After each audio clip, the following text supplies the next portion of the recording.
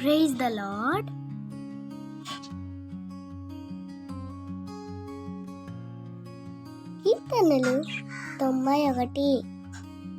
కీర్తనలు 91. మహోన్నతుడి చాటున నివసించువాడే సర్వశక్తి నీడను విశ్రమించువాడు.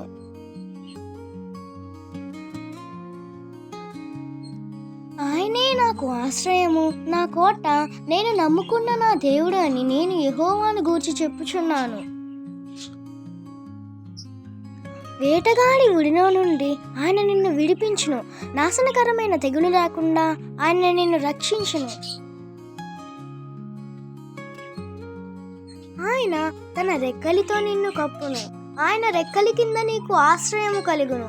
ఆయన సత్యము కేడుము డాలునై ఉన్నది.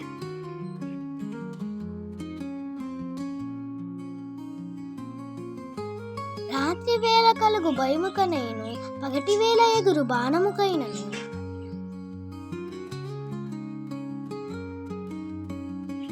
చీకటిలో సంచరించు తెగులుకైనను, మధ్యాహ్నమందు పాడుచేయు రోగములకైనను నీవు భయపడుకుందువు. నీ పక్కన 1000 మంది పడినను, నీ కుడి పక్కన 10,000 మంది కూలినను అపాయము నీ వద్దకు రాదు. నీవు కన్నులారా చూచుచుండగా భక్తిహీనులకు ప్రతిఫలము కలుగును.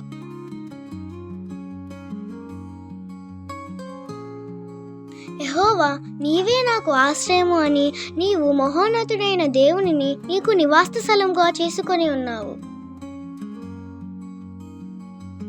నీకు అపాయము ఏదియూ రాదు, ఏ తెగులు నీ గుడారము సమీపించదు. నీ మార్గములన్నిటిలో నిన్ను కాపాడుటకు ఆయన నిన్ను గూర్చి తమ దూతలకు ఆజ్ఞాపించును. నీ పాదముకు రాయ తగలకుండా వారు నిన్ను తమ చేతుల మీద ఎత్తి పట్టుకుందురు.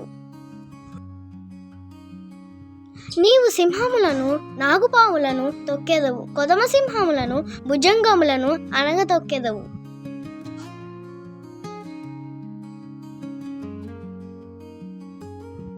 అతడు నన్ను ప్రేమించుచున్నాడు గనుక నేను అతన్ని తప్పించెదను. అతడు నా నామము ఎరిగినవాడు గనుక నేను అతన్ని ఘనపరచెదను.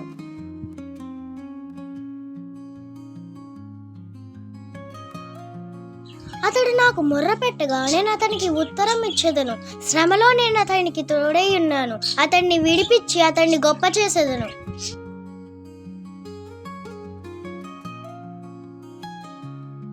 దీర్ఘాయువు చేత అతన్ని తృప్తిపరచెదను, నా రక్షణ అతనికి చూపించెదను. God bless you. Like, share, subscribe.